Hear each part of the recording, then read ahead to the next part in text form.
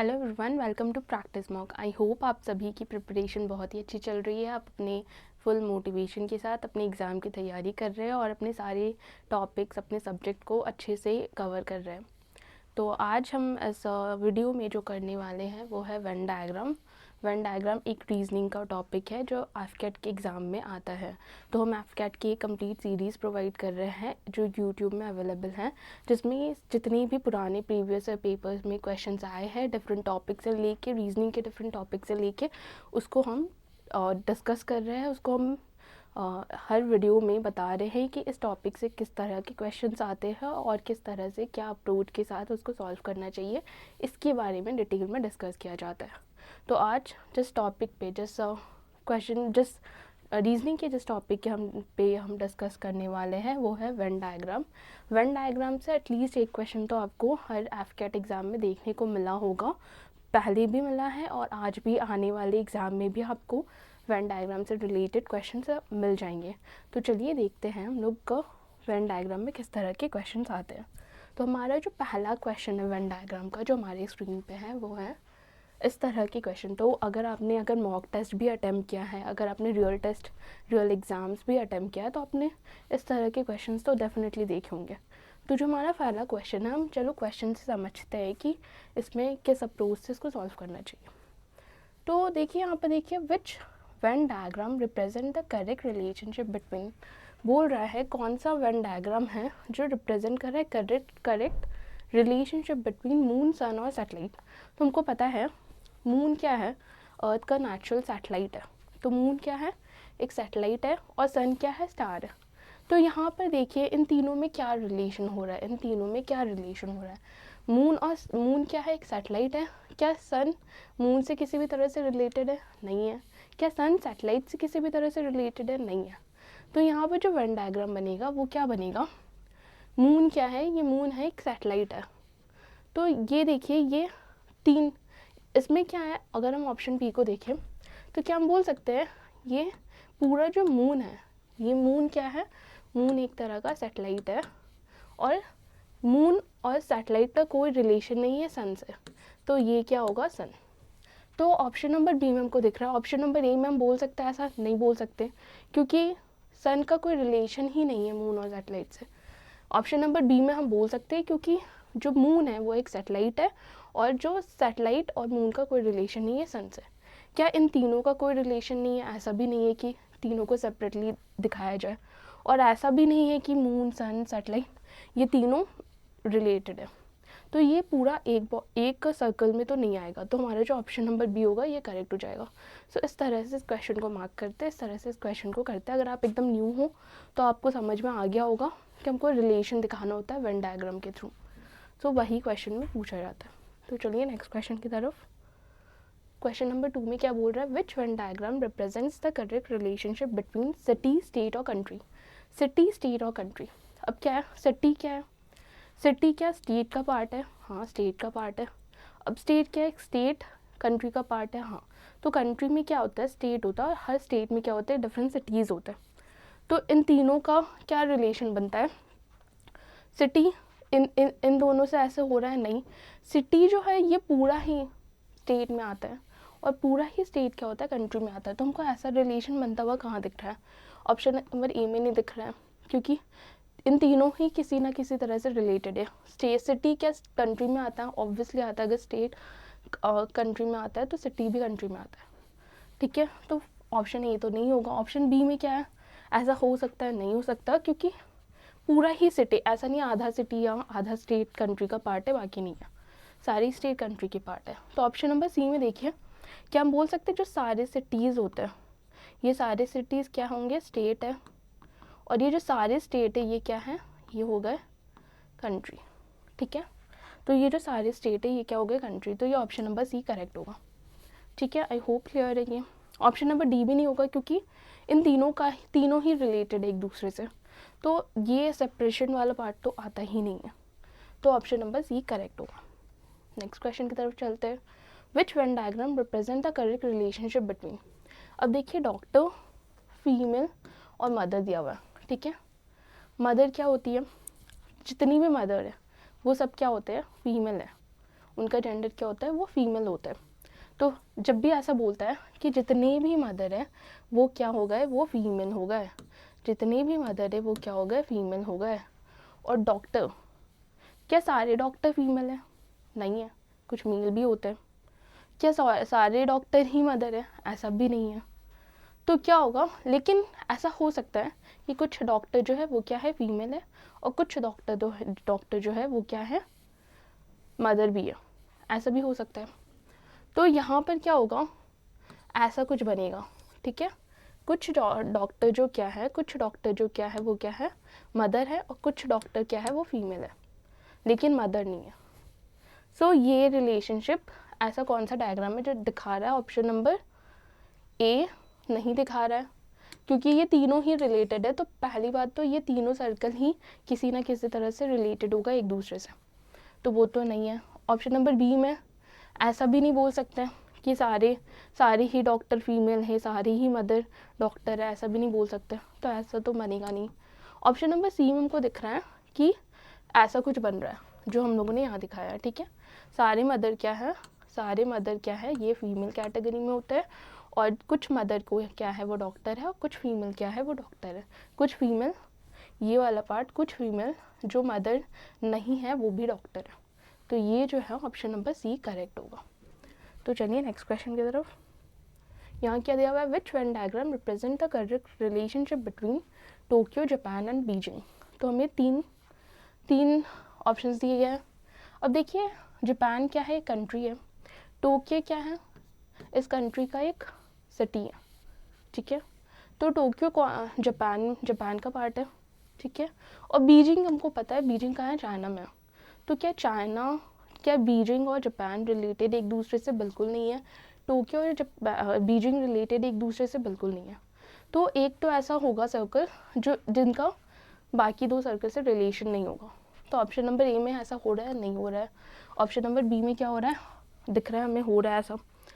तो option number C में भी नहीं हो रहा है, क्योंकि बीजिंग एकदम सेपरेट सर्कल में होना चाहिए। सी में भी नहीं हो रहा है और डी में भी नहीं हो रहा। ऑप्शन नंबर बी में देख लेते हैं। एक बीजिंग जो है ये एकदम सेपरेट, बीजिंग जो है ये एकदम सेपरेट सर्कल में है। हमको पता है टोक्यो क्या है, ये टोक्यो है जापान का पार्ट, ठीक है। टोक्यो क्या है, जापान का पार्ट। तो ऑप्शन नंबर बी हो जाएगा। सो इस तरह से इस क्वेश्चन को करते हैं। ये बहुत सिंपल फॉर्म में आता है, आपको बस रिलेशन बताना होता है। तो आप जितना प्रैक्टिस करोगे, आप जितना इसको सॉल्व करोगे, जितने आप मॉक लगाओगे, जितने आप क्वेश्चन सॉल्व करोगे, उतनी ही जल्दी एग्ज़ाम में आप रिलेशन बता पाओगे। तो चलिए नेक्स्ट क्वेश्चन की तरफ। अब देखिए, हमारा इससे रिलेटेड तो ऐसे क्वेश्चंस आते हैं। ये क्वेश्चन स्किप हो गया। देखिए यहाँ पर एक और क्वेश्चन है, कॉटन, नायलन और शर्ट। तो यहाँ देखिए आपको क्या रिलेशन दिख रहा है, कॉटन, नायलन और शर्ट। आपको पता है शर्ट होते हैं, शर्ट क्या कॉटन भी हो सकते हैं और नायलन के शर्ट भी हो सकते हैं। बट क्या कॉटन और नायलन में कोई रिलेशन है? कॉटन और नायलन में कोई रिलेशन नहीं है, राइट। कॉटन और नायलन में कोई रिलेशन नहीं है, बट शर्ट का दोनों के साथ ही रिलेशन बनता है, नायलन के साथ भी, कॉटन के साथ भी। तो ऐसा कौन सा डायग्राम बन रहा है? तो ये ऑप्शन नंबर बी देखिए, क्या हम बोल सकते हैं ये शर्ट है, ठीक है।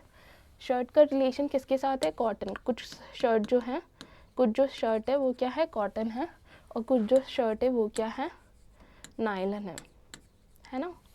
तो बाकी कॉटन और भी कुछ हो सकता है, नायलन और भी कुछ हो सकता है। तो ये जो कुछ और बाकी शर्ट और भी कोई मटेरियल का हो सकता है। तो option number B correct answer हो जाएगा, ठीक है। सो इस तरह से क्वेश्चन को सॉल्व करते हैं। इस तरह के क्वेश्चन एग्जाम में पूछे जाते हैं, और आप जितने प्रैक्टिस करोगे उतने आप इम्प्रूव होते जाओगे इस टॉपिक पे। तो देखिए, वेन डायग्राम बेस्ड एक और क्वेश्चन आता है, एक और तरह का क्वेश्चन आता है, वो है ये वाला पिक्चर फॉर्म में जो होता है, जहाँ पर आपको कुछ इंस्ट्रक्शन दिए हुए थे, उसके अकॉर्डिंग आपको आंसर करना पड़ता है। तो देखिए क्या क्वेश्चन दिया हुआ है, in the given Venn diagram the square represent people having 6 fingers. इसमें बोल रहा है, ये जो स्क्वायर है ये बता रहा है कि वो लोग जिनके 6 फिंगर्स है, ये वो लोग हैं जिनके 6 फिंगर्स है, ठीक है। ये वो लोग हैं जिनके 6 फिंगर्स है, ठीक है। और triangle represent people having blue eyes. ये ट्रायंगल क्या बता रहा है, ये वो लोग हैं जिसके ब्लू आइज़ है, ठीक है, नेक्स्ट क्या बोल रहा है, circle represent people having brown hairs, और ये जो सर्कल है ये बता रहा है कि जिनके ब्राउन हेयर्स है, ब्राउन हेयर्स है, ठीक है। अभी क्या पूछ रहा है, अभी क्या पूछ रहा है क्वेश्चन, फाइंड द लेटर, इन जिस लेटर है find the letter which represent the people who have blue eyes, the people who have blue eyes as well as 6 fingers, blue eyes भी होगा और 6 फिंगर्स भी होगा, but no brown hairs, but उनके brown hairs नहीं होंगे। तो ऐसा क्या होगा, तो देखिए ये ट्रायंगल ब्लू आई रिप्रेजेंट कर रहा है, ये 6 फिंगर रिप्रेजेंट कर रहा है, तो ऐसा बोल रहा है ब्लू आई भी होगा 6 फिंगर भी होगा, ब्लू आई भी होगा 6 फिंगर भी होगा, लेकिन ब्राउन हेयर नहीं होगा, मतलब ये सर्कल तो उसका पार्ट नहीं होना चाहिए। तो ऐसा, अब ये वाला देखो अगर ई जो है, तो इसमें क्या हो रहा है, ये वाला जो पार्ट है इसमें ब्लू आइज भी आ रहा है, एक ट्रायंगल भी आ रहा है और 6 फिंगर भी आ रहा है, स्क्वायर भी आ रहा है, बट सर्कल नहीं आ रहा है, ठीक है। तो ये वाला जो पार्ट है ई, ये क्या होगा, ये रिप्रेजेंट करेगा ऐसे लोग जिनका ब्लू आई है और 6 फिंगर है, ठीक है। तो ऑप्शन नंबर बी करेक्ट हो जाएगा। सो इस तरह से बहुत ही केयरफुली करना है, वहाँ पर आप गलती से भी डी मार्क मत करना। डी सिर्फ 6 फिंगर, जो ऐसे लोग हैं जिनका सिर्फ 6 फिंगर है वो रिप्रेजेंट कर रहा है, और बी यहाँ पर सिर्फ ऐसे लोग जिनका ब्लू आइज़ है वो रिप्रेजेंट कर रहा है। तो आप गलती से भी गलत आंसर मार्क मत करना, बहुत केयरफुली ऑब्जर्व करना कि क्या पूछा गया है, उसके अकॉर्डिंग आंसर करना। तो चलिए नेक्स्ट क्वेश्चन की तरफ। 7 में क्या बोल रहा है, in the given Venn diagram A denotes schools which are Hindi medium, A denote कर रहा है ऐसा स्कूल जो क्या है, हिंदी मीडियम है। फिर B denotes schools which are English medium, ये क्या है, इंग्लिश मीडियम स्कूल है, ठीक है। And C denotes schools which are Marathi medium, ये क्या है, मराठी मीडियम स्कूल है, ठीक है। अब क्या बोल रहा है, how many schools are only English medium, कितने स्कूल ओनली इंग्लिश मीडियम और ओनली हिंदी मीडियम और ओनली मराठी मीडियम है। तो इसमें बोल रहा है कि अकेला सिर्फ इंग्लिश मीडियम है। देखिए अब ये जो इंटरसेक्शन हो रहा है ना, ये वाला जो पार्ट है, ये जो 9 बता रहा है, ये क्या बता रहा है, हिंदी मीडियम और इंग्लिश मीडियम दोनों ही हैं। 9 स्कूल कुछ ऐसे हैं जो इंग्लिश और हिंदी मीडियम दोनों ही हैं। तो हमको यहाँ पर क्या पूछा गया है कि only English medium, only Hindi medium या ओनली मराठी मीडियम होना चाहिए, हमको ये पूछा गया। तो ऐसा क्या है, तुमको दिख रहा है 23 है, सिर्फ 23 स्कूल्स है जो ओनली हिंदी मीडियम है, 55 स्कूल्स है जो ओनली इंग्लिश मीडियम है, और 28 स्कूल्स है जो ओनली मराठी मीडियम है। तो हम क्या करेंगे, 23, 55 और 28 को क्या करेंगे, ऐड कर देंगे। तो क्या आएगा,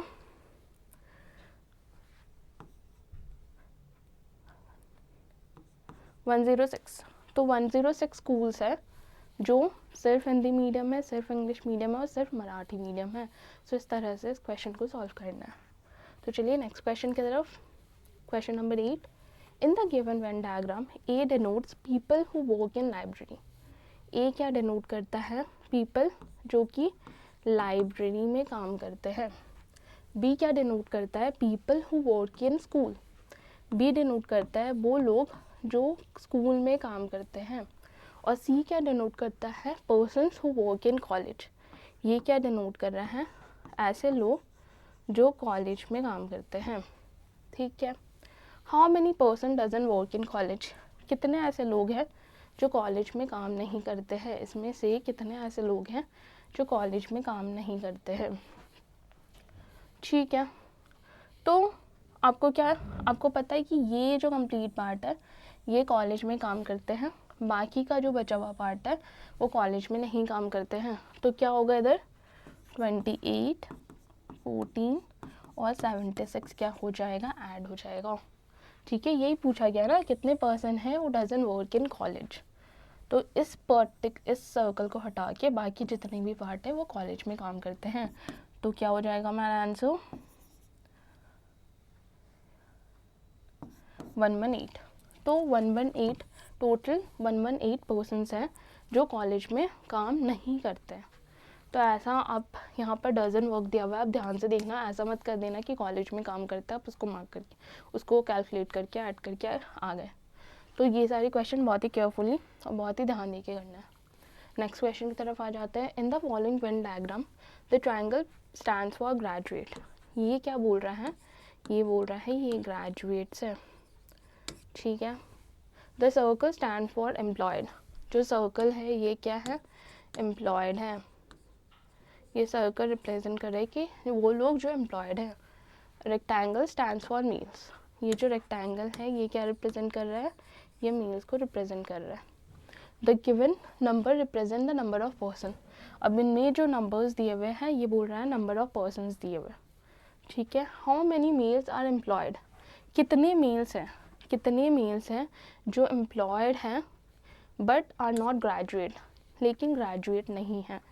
तो ये ट्रायंगल इसका पार्ट तो नहीं होना चाहिए, तो ऐसा हमको 12 ही दिख रहा है। ये ट्रायंगल इसका पार्ट नहीं होना चाहिए क्योंकि ग्रेजुएट नहीं है। तो कितने लोग जो एम्प्लॉयड हैं और मेल हैं बट ग्रेजुएट नहीं हैं, तो ऐसे कितने लोग हैं, हमको सर्कल और रेक्टेंगल का इंटरसेक्शन 12 में ही दिख रहा है। तो 12 ऐसे लोग हैं जो क्या है, एम्प्लॉयड है, मेल है, मेल है, एम्प्लॉयड है, बट वो लोग क्या है, ग्रेजुएट नहीं है। ऑप्शन नंबर बी हो जाएगा। नेक्स्ट क्वेश्चन की तरफ। Study the geometrical shapes given below carefully and answer the question, ठीक है। Multiply the numbers which belongs to the rectangle only with the sum of the numbers which belongs to the trapezium only. तो बोल रहा है इसमें multiply करना है ऐसा नंबर जो सिर्फ किसका पार्ट है, रेक्टेंगल का पार्ट है, ठीक है। तो ऐसा कौन सा नंबर है जो रेक्टेंगल का पार्ट है, हमको सिर्फ 18 दिख रहा है, बाकी सब सिर्फ रेक्टेंगल का जो पार्ट है वो क्या है, 18, ठीक है। 18 लिख लिए। अब किससे मल्टीप्लाई करना है, with the sum of number of which belongs to trapezium only. अब ट्रापेजियम को ये वाला पार्ट दिख रहा है, इसके सम जितने भी सम ऑफ नंबर ऑफ नंबर्स, ऐसा नंबर जो सिर्फ ट्रापेजियम का हिस्सा है, हमको ये दोनों दिख रहा है। और कुछ है क्या, सिर्फ ट्रापेजियम का हिस्सा है, ऐसा कोई और नंबर है, हमको और नंबर दिख रहे हैं ये 3 और 7, ये भी क्या दिख रहा है हमको, ट्रापेजियम का सिर्फ हिस्सा है, ये ट्रायंगल का भी पार्ट नहीं है और रेक्टेंगल का भी पार्ट नहीं है। तो ये सबका सम, तो ये सबका सम करेंगे तो क्या होगा, 6 और क्या है 11, ये ऐड करेंगे तो क्या होगा 37, है ना।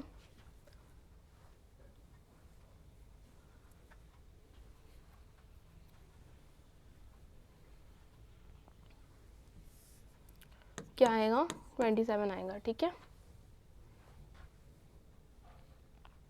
तो हमें क्या करना है, 27 को पूछा गया था क्या है, मल्टीप्लिकेशन, यहाँ पर मल्टीप्लाई करना है। तो 27 को हमें किससे मल्टीप्लाई करना है, 18 से मल्टीप्लाई करना है। 18 से मल्टीप्लाई करेंगे तो क्या आएगा 48, 486। तो हमारा ऑप्शन नंबर ए करेक्ट हो जाएगा। सो इस तरह से इन सारे क्वेश्चन को करते हैं, इस तरह से एग्ज़ाम में क्वेश्चन पूछे जाते हैं। तो आई होप आपको समझ में आ गया होगा कि वेन डायग्राम या ऐसे क्वेश्चन एग्ज़ाम में आए तो कैसे करना है। आप जितना प्रैक्टिस करोगे, आप जितने मार्क्स लगाओगे, आप जितने क्वेश्चंस लगाओगे, उतना ही आप इम्प्रूव होते जाओगे और एग्ज़ाम में जल्दी से क्वेश्चन को सॉल्व कर लोगे। सो आज के सेशन में हमने वेन डायग्राम पे डिस्कस किया है। आई होप आपको सब क्लियर हो गया है। तो चलिए नेक्स्ट वीडियो में मिलते हैं नेक्स्ट टॉपिक के साथ। Thank you for watching.